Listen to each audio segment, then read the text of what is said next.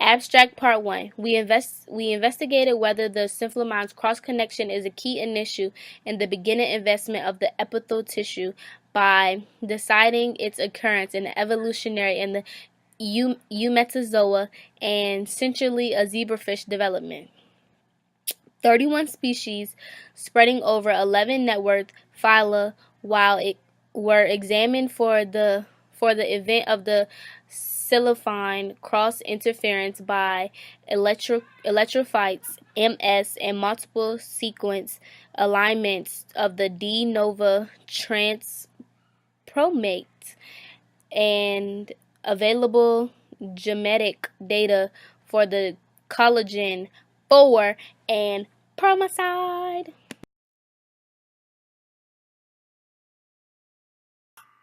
The results showed that the crosslink is conserved throughout Eumetazoa and arose at the divergence of Porifera and Cnidaria over 500 million years ago. Peroxidase, the enzyme which forms the bond, is evolutionarily conserved throughout Metazoa. All of our discoveries prove that the triad, a collagen 4 scaffold with sulfilament crosslinks, peroxidase, and hypohalous acids, is a primordial development of the extracellular matrix, or ECM, important for organogenesis and tissue advancement.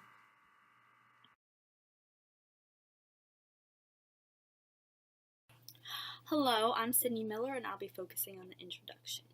So, basement membranes are present in every tissue in the human body, or in animal tissue to be more specific. They provide signaling cues that regulate cell behavior and function, such as in tissue genesis and homeostasis. It is a very thin membrane composed of glycoproteins. The basement membrane separates the epithelium from underlying tissues. We call the basement membrane a specialized type of extracellular membrane, or ECM for short.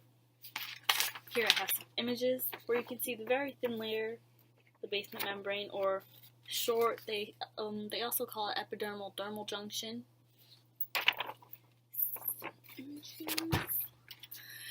Basement membranes also act as scaffolds for cell migration and adhesion. They offer functional input to monitor cellular function. Collagen is a protein that is most abundant in the human body. The specific type in this lab that was studied was type 4 collagen, and it's most abundant in basement membranes.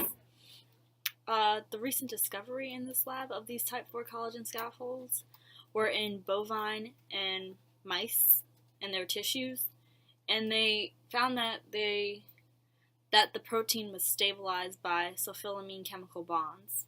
So by studying this, they tried to compare it with the evolution of tissue and the Eumetazoa.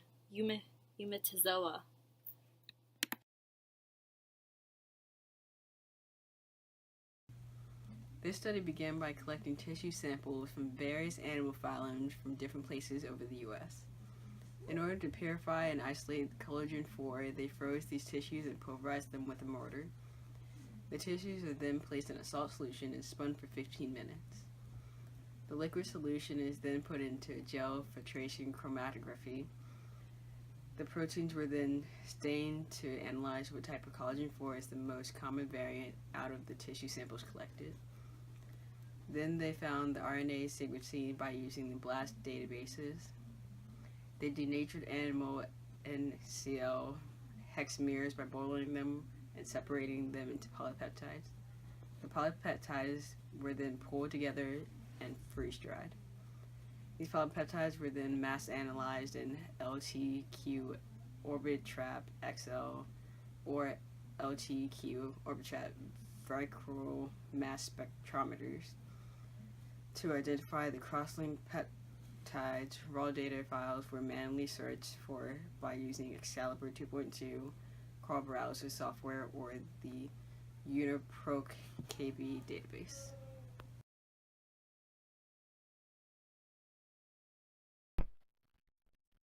Hi, my name is Jasmine Morton, and I'll be doing the materials portion of the video presentation.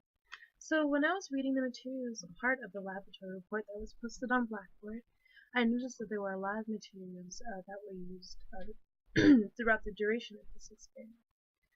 It seems as if the scientists went all over the United States just to look for what they were or what they needed to in order to properly conduct this experiment. From LA to Kansas City, a specimen was collected from basically all over the United States. So various objects and cultures were used, such as obviously various strains of cultures of epithelial tissue, marine life, such as Hydrotina polycina, and Ectopleurolarynx. Sorry for my mispronunciations, but all of these materials were either purchased from private laboratories or public laboratories, national associations, or donated by generous people of the scientific community. Two people that were mentioned were John and Lisa Fuller, and they were obviously donated, or generously donated, D. melanogaster, as well as a mouse monoclonal antibody. And these two people are professors from the University of California. One thing that came to my surprise as I was reading the material list was human kidney tissues. These were generously obtained by the National Disease Research Interchange. Again, the human donors were aware of what their organs were going to be used for, which was nice of them to do so. But in order for them to actually obtain human tissue, it's kind of hard to do so. And you have to be kind of notable in the scientific community. So in order for these researchers to even be considered, worthy in a sense of having these types of important tissues at that, that allows one to believe that these scientists are very serious about their experiment. Again, since there was so much diversity in what they had with their materials, such as marine life, plant life, and even human tissue, it allowed them to have different types of diversity. Instead of just restricting themselves to one specimen, they were able to look at a bigger picture of various types of tissues here on Earth.